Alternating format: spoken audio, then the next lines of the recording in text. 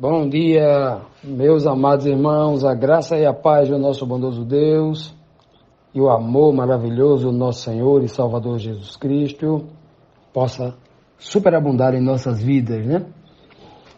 Hoje, terça-feira, dando continuidade ao nosso estudo da lição bíblica diária, vamos estudar hoje as perguntas 5 e 6 da nossa lição, que fala sobre o prometido que providencia o pão, que dá o pão, né? O prometido, o Messias, o enviado de Deus, o nosso Senhor e Salvador Jesus Cristo.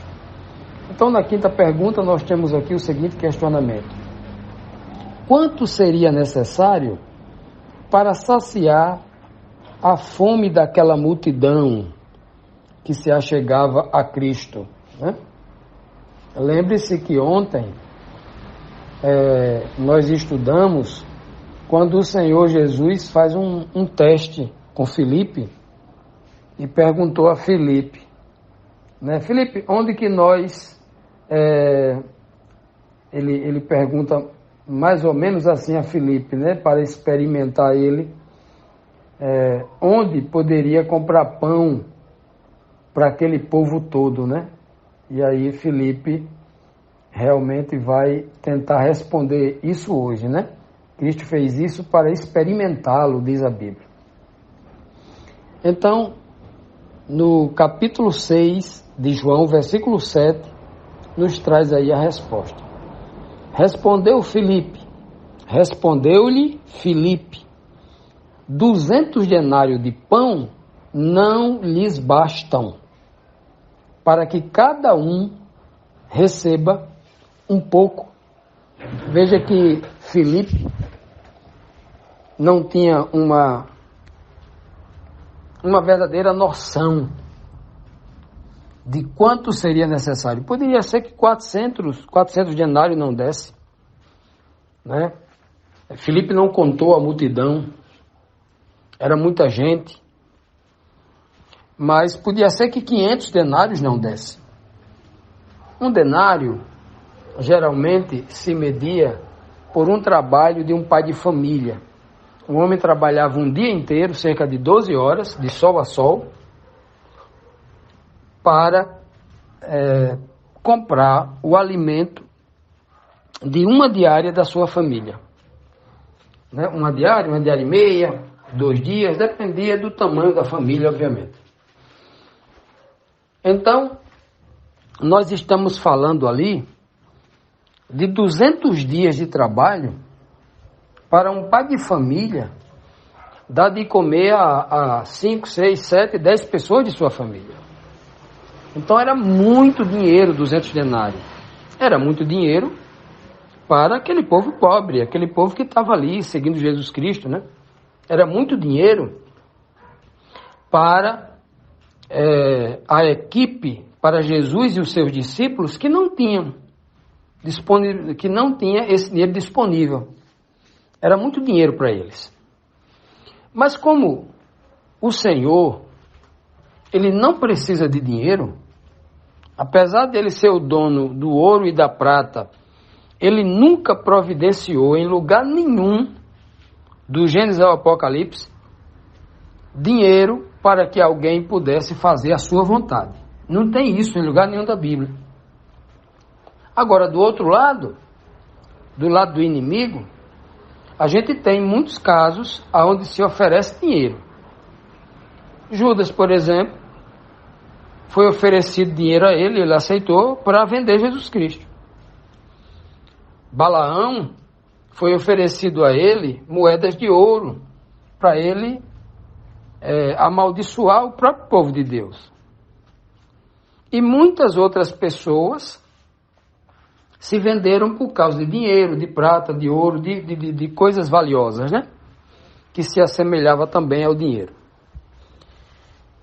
Mas aqui, Filipe diz assim para mostrar que era impossível em todos os sentidos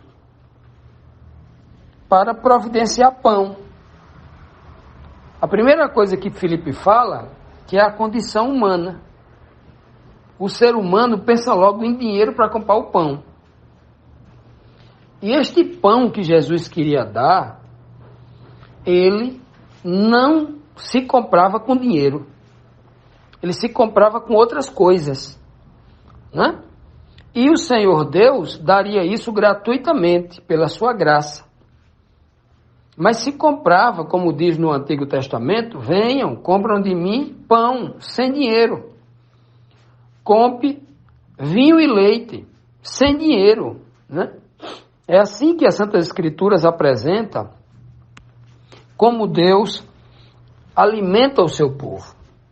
E quando Jesus pergunta para Filipe, aqui no verso síntese, né, da nossa lição, dessa nossa lição, o verso síntese diz assim: e vendo Jesus, então Jesus, levantando os olhos, vendo uma grande multidão que vinha ter com ele, ele disse a Filipe: onde compraremos pão para dar de comer a essa multidão, né, para comermos e tal, para o povo comerem?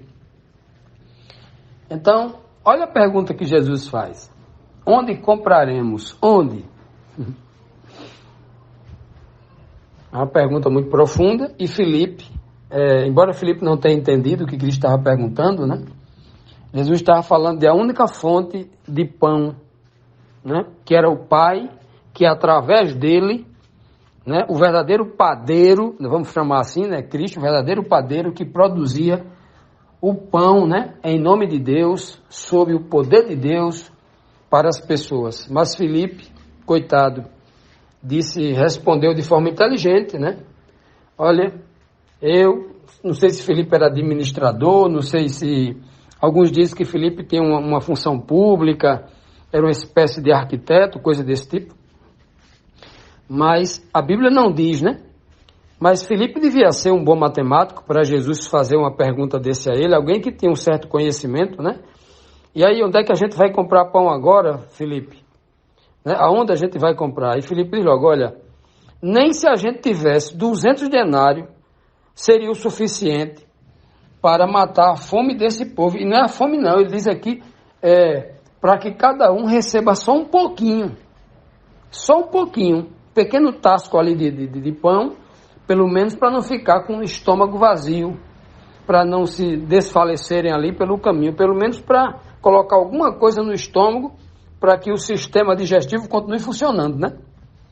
Olha que coisa impressionante. E Filipe responde dessa forma, dizendo assim, de forma correta: nós não temos condição nenhuma de nos alimentarmos. E era essa a resposta suficiente que Jesus Cristo queria que eles entendessem, que por eles mesmos, eles não têm condição de se alimentar. Quando os homens vão buscar nas igrejas, com os seus líderes religiosos, achando que eles têm condição de alimentá-los, eles vão passar fome.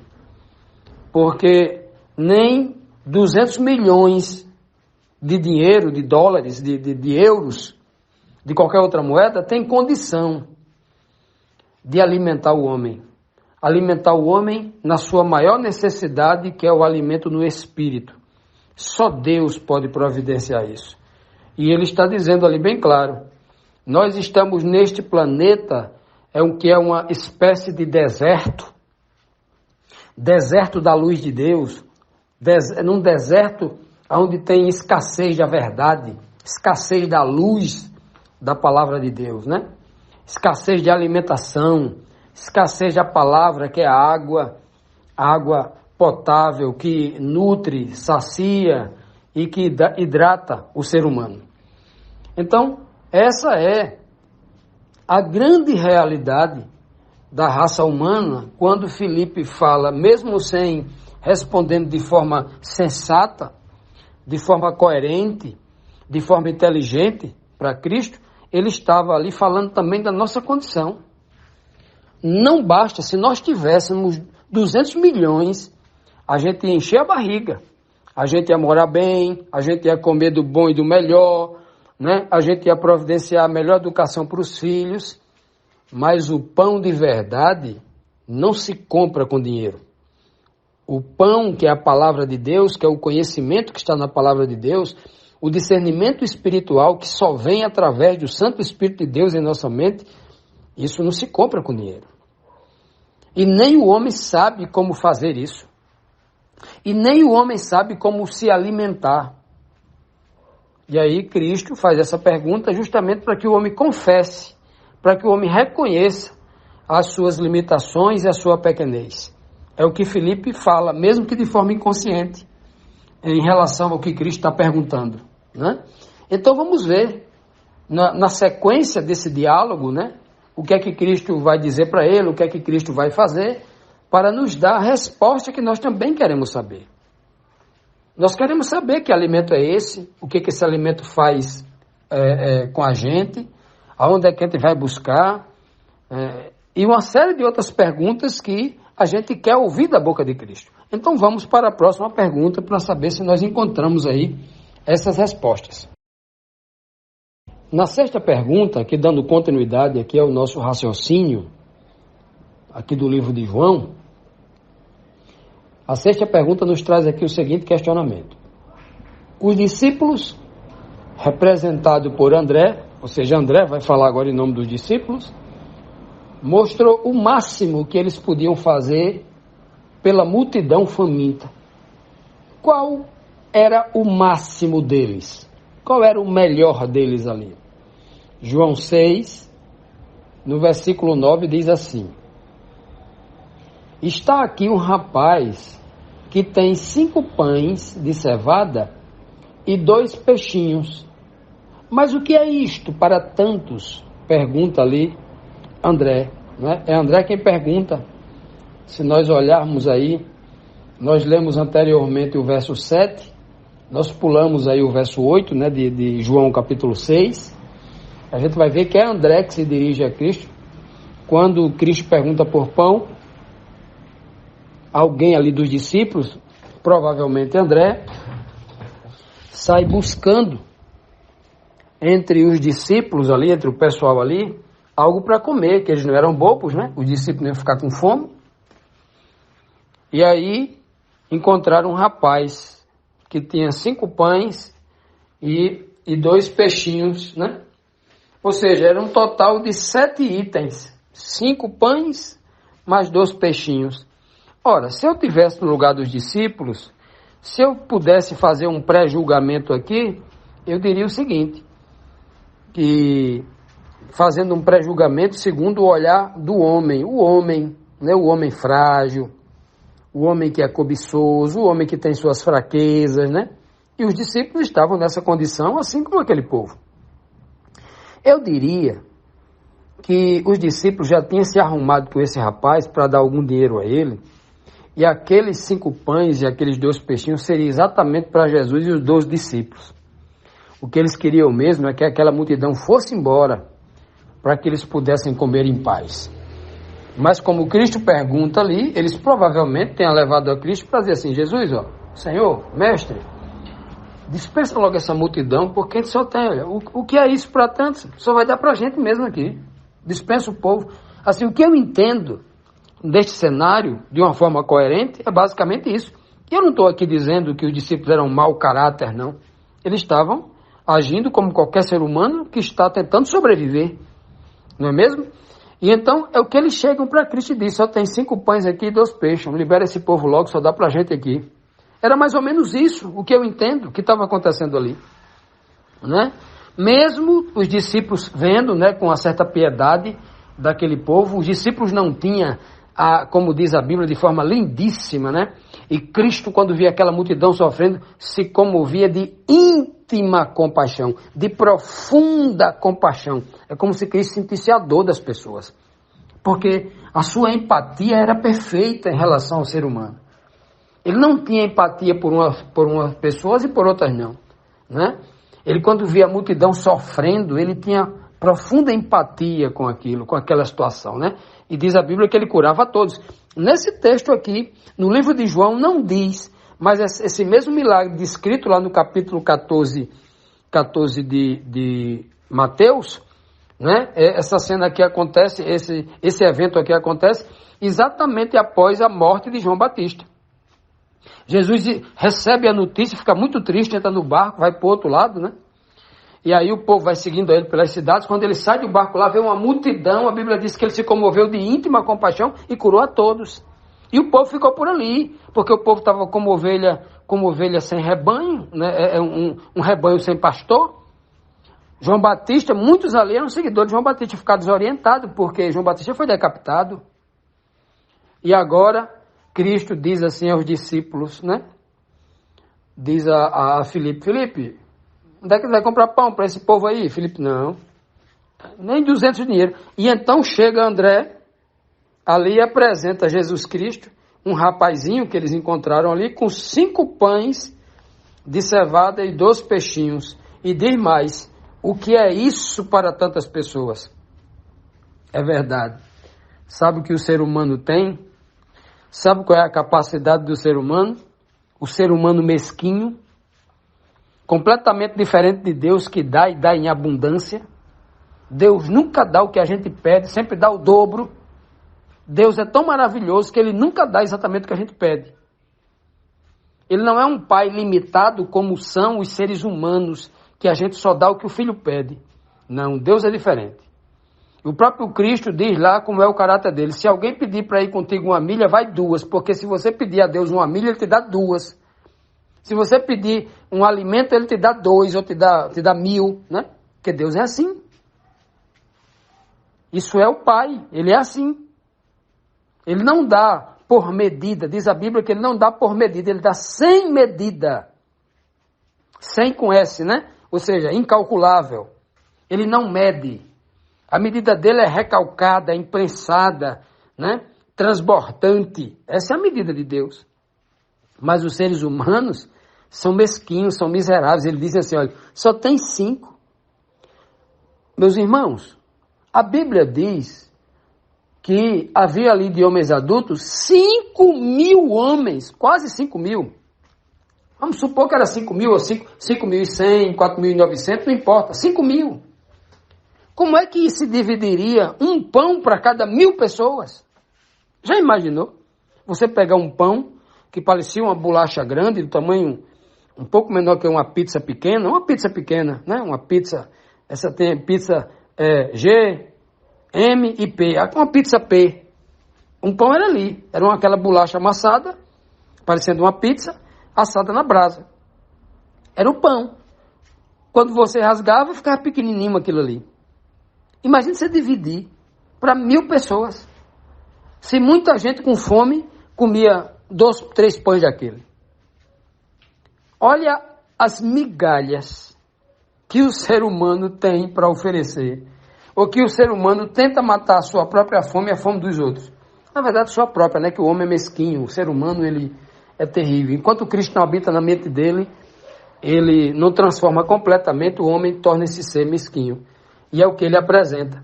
5 pães para 5.000 pessoas. Não tem sentido um negócio desse.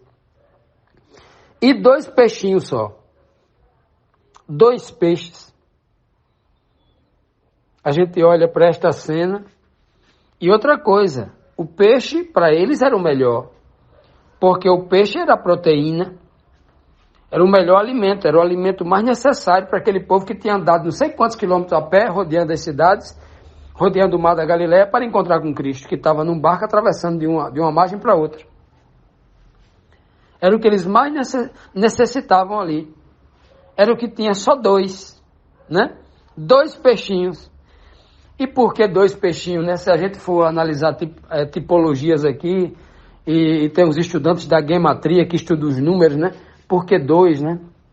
Porque Jesus manda de 2 em 2. Por que 2? Havia só apenas 2 peixinhos ali. Na segunda multiplicação dos pães, eu não sei se era 5 peixinhos, eu não estou lembrado agora. Mas na primeira só 2 peixinhos. E não era peixão, não, era peixinhos. Que peixinhos é isso aí? Seria um peixe de 50 gramas? 30 gramas? Um peixinho pequeno. Ou seja, esses 2 peixinhos davam só para um menino comer. No máximo 2 pessoas comerem. Já pensaram, meus amados irmãos? Quando o Cristo pergunta, o que é que vocês aí, onde é que a gente vai comprar? né? E o mais bonito é que ele não diz onde é que tu vai comprar, Felipe. Ele diz onde nós compraremos. Ele se coloca no meio da humanidade também, dizendo, né, aonde nós. Ele está dizendo, todos nós somos completamente dependentes de Deus. Se nós confiarmos em Deus, a gente vai ter em abundância. Se a gente continuar confiando no homem, chorando chorando porque João Batista foi embora, porque a gente confiava mais em João Batista, se a gente continuar chorando porque com medo de Herodes, porque Herodes mandou matar João Batista e pode mandar matar a gente também, não é assim. Olha que quanto ensinamento, né, Cristo está tentando passar ali. Quanto ensinamento que o Senhor,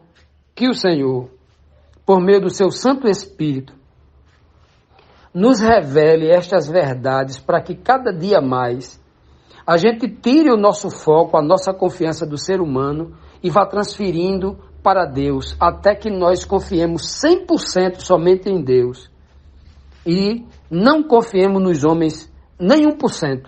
Isso não quer dizer que a gente não vai se relacionar com as pessoas, que a gente não vai dar confiança às pessoas, mas o homem, quando confia 100% em Deus e não no homem, aquele seu amigo que lhe traiu, você já perdoou para ele porque você sabia, você não confiava nele, confiava no sentido de ele lhe salvar, de ele lhe atender em todos os momentos da sua vida, você já sabia disso, só pode confiar plenamente em Deus. Então o homem nunca se decepciona quando o homem confia 100% em Deus e não confia no homem. Quando a Bíblia diz não confiar no homem, é não confiar na força dele, na inteligência dele, na fidelidade dele. Há muitos amigos que você pode confiar. Há muitas pessoas que você pode colocar a mão no fogo por essas pessoas. Mas essas pessoas também são falhas. No momento em que você mais precisar, elas podem estar doentes e não lhe atender. Você precisar de alguma coisa, elas podem não ter para lhe atender. Nesse sentido que a Bíblia diz que a gente não pode confiar no ser humano. Maldito o homem que confia no homem. Bendito, bem-aventurado é o homem que confia no seu Deus e nele coloca toda a sua expectativa, todo o seu coração.